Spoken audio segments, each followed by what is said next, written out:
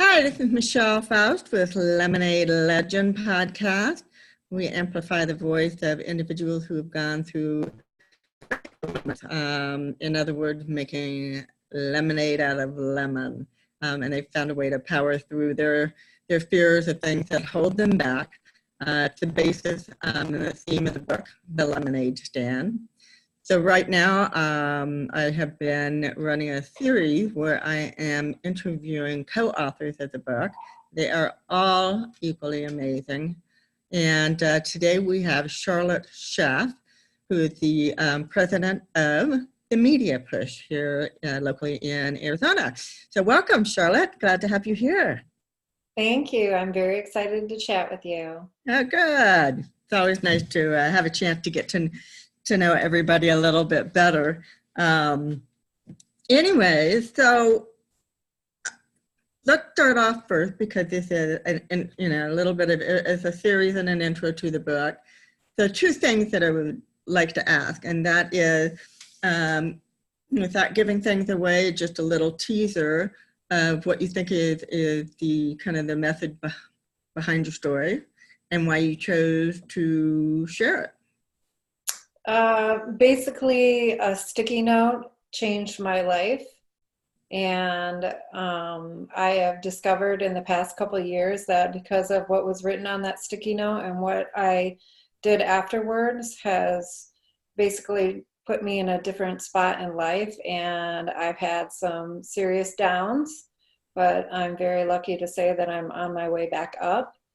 And I do it mainly by surrounding myself with positive people and inspiring myself and others to keep on going. Well, that's all we can do is 1 foot forward, right? Because otherwise you're going backwards. Yeah. Very true. At least I try to remind myself that every day. I do really like the post. I follow you on Facebook.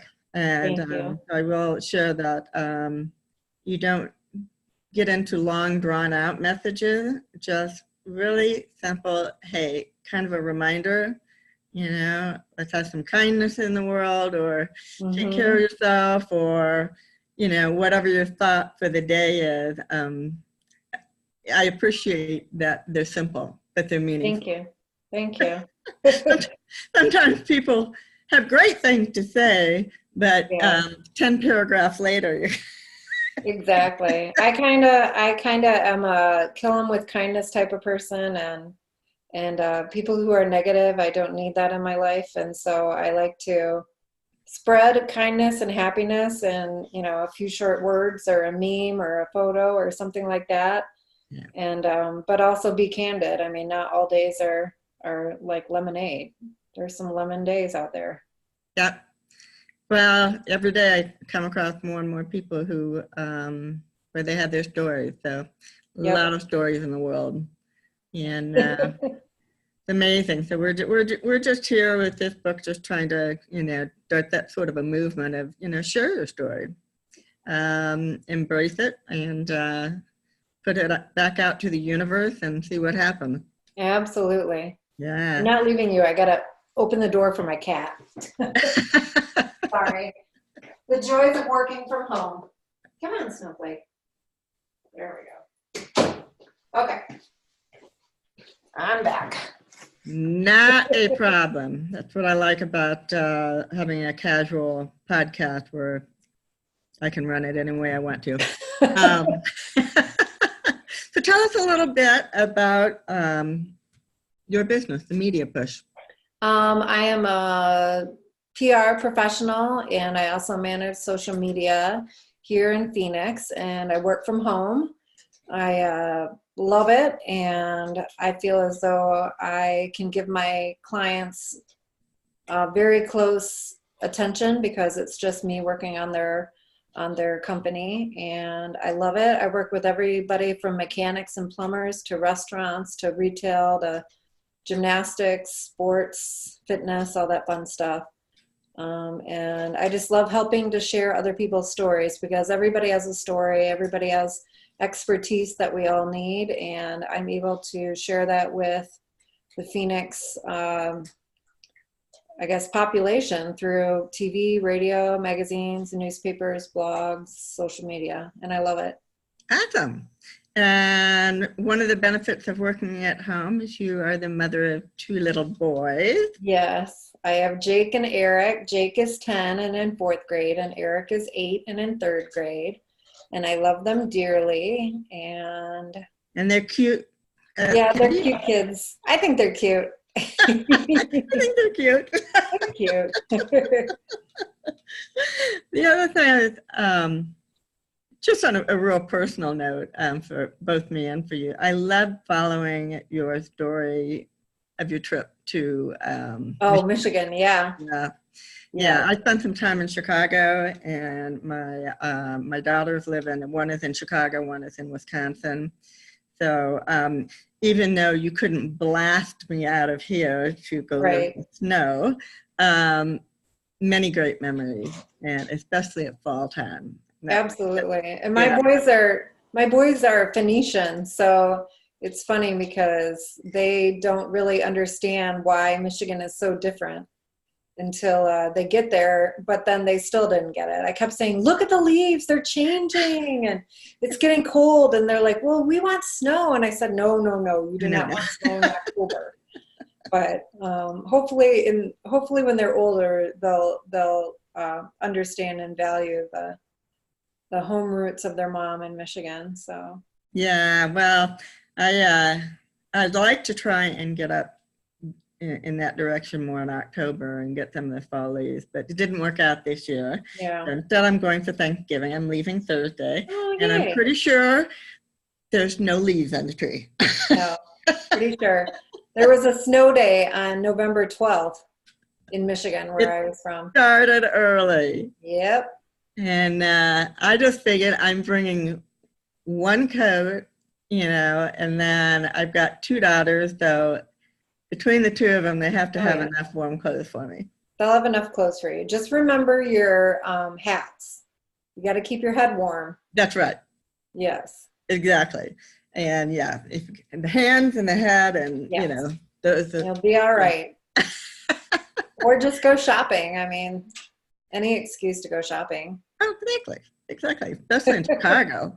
I can guarantee you, Nakusa, Wisconsin, which is a rural town and smack dab in the middle of Wisconsin, which is where we're going to actually have Thanksgiving. Shopping? No. I know how that is. I grew up in a town like that. Yeah. So no shopping. I had to drive a half an hour away just to get to a city with a mall. So what did bring you out to Phoenix? I used to work in TV. I was a promotion producer and writer, and I worked at a station in Grand Rapids, Michigan. And once I got some experience under my belt and I was sick of the cold winters, I sent my resume tapes to all the warm weather cities that were hiring for my position. And Phoenix called and interviewed me, and I moved out here in August of '99, the hottest month of the year. So it was awesome. That's great. That's a good story. And you met your husband, John. Yes. Who is a fellow Cardinals fan. Yes. Yes. We're season ticket holders. And when I started my business, the one thing I really wanted to do was to have season tickets to an NFL team. And obviously that's the Cardinals. And so I bought my seats and discovered this handsome guy sitting next to me. And we've been together ever since. And he's got his season tickets and I've got my season tickets right next to each other. So it's awesome. That's awesome. I love that. So we get out there. We have some friends who have season tickets, so we don't get there very often, but usually at least once a year we get invited for a game, and it's just a totally different experience live. Oh yeah, absolutely. Yeah, exactly. So let's circle back a little bit on the book, and I'm just going to ask you why, because it's a personal story, and that's not always easy to share. Right. So it's not easy to relive it in the writing process. What was your main reason for agreeing to do this? which, by the way, thank you. I saw the power of my message and my journey that I went through social media. I saw how much that it impacted others and made other people think about themselves and what they needed to do to keep themselves healthy. And so I felt as though this is a smart thing to do. I need to share my story further to people who maybe don't know me, but could learn something from what I've gone through. So, and I've always felt like I needed to be open about what was going on with my life. A lot of people are afraid of sharing some of the bad things that happen to them in life, and I get that, but I feel as though sometimes the way to recover is not just physically but mentally, and you need those people and that support around you. And so no matter what you're going through, I think sometimes it's a good idea to be real and be open about what's happening to you, because other people want to help. They may not know how to, Right. but I think that many times they want to at least, be out there to, be a listening ear or drop off some food or something. People want to help. They really do. That's what I discovered. But I agree with you. I think oftentimes they don't really understand how to help. Right. Whether it's okay to talk about it or to ask questions or, and I think that people try to figure that out. They want to learn. Right. How do I deal with, how do I work with somebody and support them going through a situation? And I know that the interesting thing that I've come to learn from you, as well as a couple of other gals in the book, is that sometimes it's not the problem at the moment. It's not the issue that you're battling at the moment. It's the survivorship mode. Mm-hmm. But going beyond, where everyone feels like, okay, you're back on your feet, everything's great. Right. Life is normal now. You're back to where you were, and that's not at all true, is it? No, not at all. Once you get over the physical elements of things that bring you down, it's the mental stuff that people can't see. Mm-hmm. And I've been struggling with that a lot this year. So I need outlets to share it. I think maybe it's therapeutic for me to share it. I don't want to seem like somebody who's saying, woe is me, and I want other people to feel sorry for me, because that's not the thing. It's just, I don't know what else to do but then to share it with others so they see how I'm feeling, and the fact that, it's harder to recover mentally from things that happen to you physically. And you know what? Until I've had this conversation with you and Donita, who also has shared that thought, I don't think I really understood it either. Yeah. So it's an awareness and educational thing that I think we need to bring forward. That it's not just it still goes beyond. So that's a message I hope we get out there. Absolutely.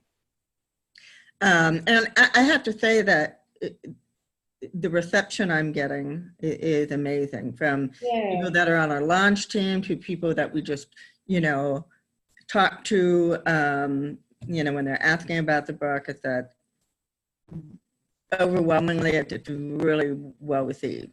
Yep. And I think we're just at a place in this world where people are looking for that kind of experience, Absolutely. I've got my problems, let me read about, how you got through yours, kind of thing. Right. And to feel inspired that they'll get through it. Yep, absolutely. That's what it's all about, isn't it?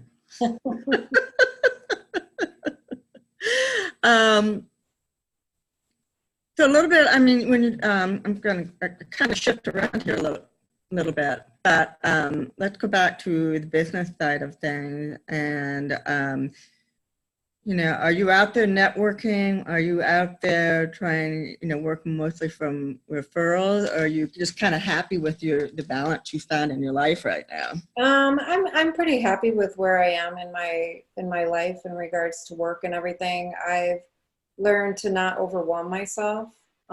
because I am used to just saying yes to everyone.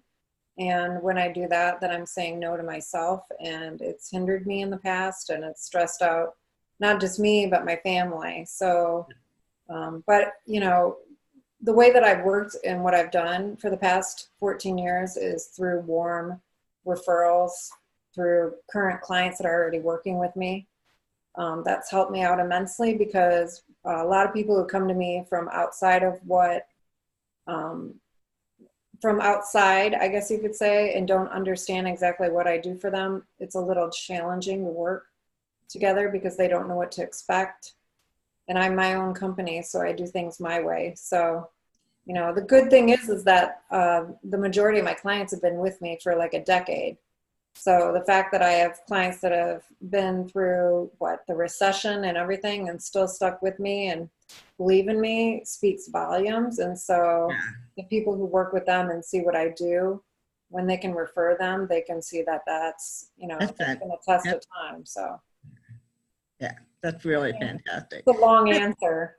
Well, yeah, the thing is too, you know, it's hard breaking in new clients. It is. It is. It really is. I mean, people think that it's so easy. Well, you just send out a press release and you get me on TV and we're all good to go. And it's like, no, there's a lot of training in the back.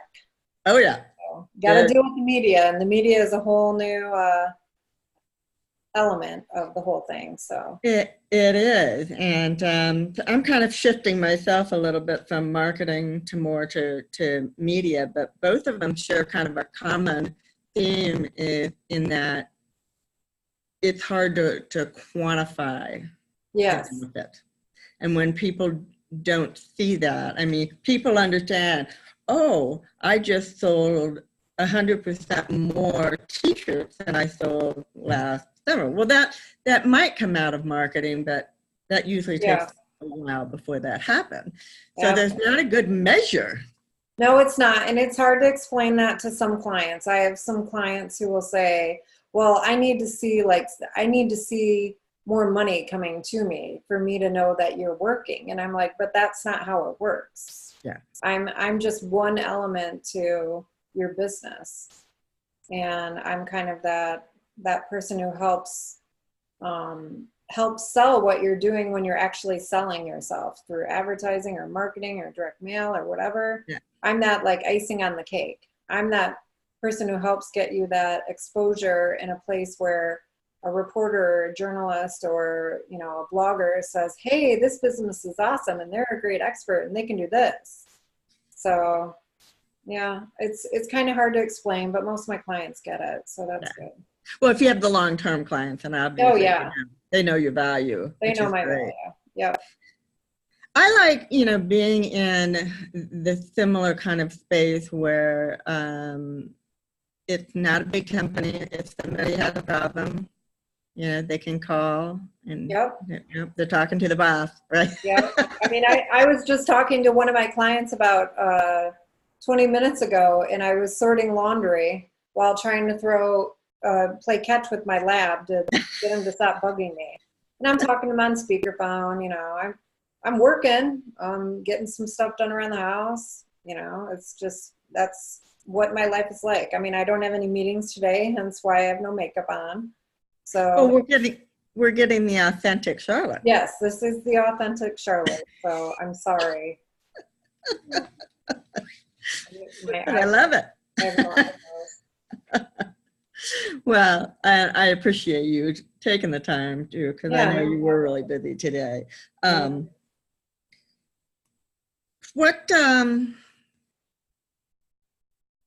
don't know. Do you have do you have a vision? I'll tell you what my vision is. I'd love to hear you comment on it. Is that I have seen out of the progress with the lemonade stand at this point, such an acceptance of it not just being a book, but more of a movement and a community. Right. What are your thoughts on that? I think each person has their own story, so I feel as though it can be a movement, because each person can identify, or each person who's a part of it can identify with different elements of it. And that's how you move forward. I mean, we need all kinds of people and all kinds of experiences and situations. And just because one person's story isn't your story doesn't mean that you can't find some strength or inspiration through it. So I love it. I think that's a great way to look at it. Yeah. Well, that's kind of been a lot of the conversations I've been having of late. So we'll see where that goes. But I love the idea that we built, even within ourselves and our group of co-authors, a pretty great community. Yep. And that's kind of a cool thought to see how that can move forward too and grow. Absolutely. I think the world is in a place where they're looking for community. Oh yeah, absolutely. For so many years, it's been about movement out away from the family and, you know, getting away from those kind of roots. And now I see, you know, people kind of wanting to get that back again. Yep, absolutely. And get that community. Yeah. So, what's your lab's name? I'm a dog lover. Oh, his name is Cooper. He's a year and about 4 months. Oh, I know exactly what you're talking about then with having that. He's wild. I mean, I'm trying to get better about drinking more water. So I drink like a ton of water, but when you're sitting and working, you have to pee a lot more. And then every time he finally settles down, if he sees me getting up to do something, like I have to go to the bathroom, he's like, oh, we're going to play catch. Oh my God. Okay. And then it takes me like 15 minutes to get him to settle down again. The labs are great dogs. They've got an energy level. Like they have so much energy. He is the biggest sweetheart though. He just loves everybody. I hope I get to meet him someday. Oh yeah, absolutely. You can take him for a week too. I might do that because, you know, I live vicariously through other people who have dogs, and I have to get my puppy fixed. We're just not in a good place right now. Yeah. I lost my border collie several years back, and we haven't replaced him, but I miss him so much. So I take on other people's dogs. There you go. Next time you're going on vacation, you can call me. Well, it's been really, really great talking to you. I appreciate you taking the time out of your schedule. I want to give you an opportunity to make sure that any contact information you want to throw out there, if someone wants to get in touch with you, this is your time to do it. Sure. You can find me on themediapush.com. That's my website. And then you can also find me on LinkedIn, learn a little bit more about me and my background. And that's, you can find me through the Media Push or Charlotte Shaff. I'm pretty open on social media, so you can find me on Instagram and Twitter at Shaff. And I'm on Facebook a lot, and my business page is the Media Push. So check me out online. I don't mind emails and messages. I'm not big on the phone, so just FYI. I'm not either. Yeah, I'm with you on that one. I love all the instant messaging and how we're able to, you know, accomplish things that we need to efficiently that way. Exactly. So, anyways, well, thank you so much for you know, stepping away from the dog and the kids and the laundry and the clients and sitting down and having a chat with me. No worries. I saw alerts while I was talking to you. I got to go approve a press release. So on to my next thing. All right. Well, again, thanks everybody for listening. Appreciate it. Thank you. Have a great day. Thank you. Yeah.